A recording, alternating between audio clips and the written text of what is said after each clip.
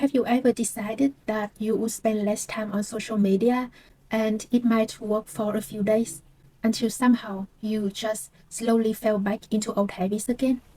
Quitting social media is one of the best decisions you can make for your mental health. However, it is not that easy to walk away from something that has become such a big part of your everyday life. That's why I would want to share with you 4 ways to reduce screen time that make the change feel much more natural and sustainable in the long run. First, change the location where you get on social media. If you scroll somewhere that is too comfortable, like on your bed, it is very easy to stay there for hours because there is nothing really pushing you to stop. Instead, move to another place that is less associated with rest, like outside of your room or another room in your house. What is also helpful is to check social media while standing or moving around a little bit.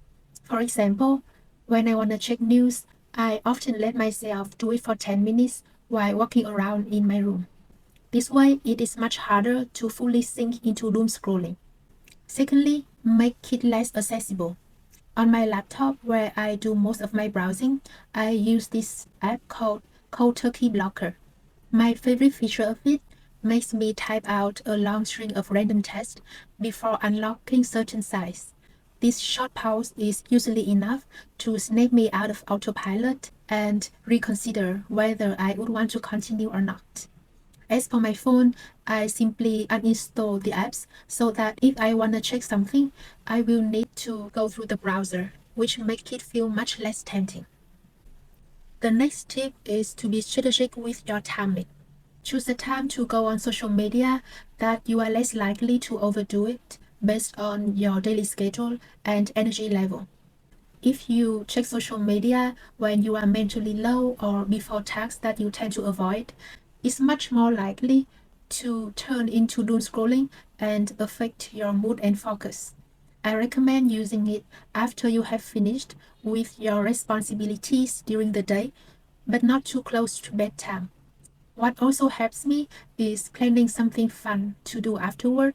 For example, I will let myself check Reddit for 20 minutes and then go watch a movie. That way, it is much easier to stop and move on. Finally, understand that this won't be a linear process. Some days you will do well, some days it won't go as well, and that's okay. Being too hard on yourself can actually make things worse because the guilt often makes us scroll even more as a way to avoid uncomfortable feelings.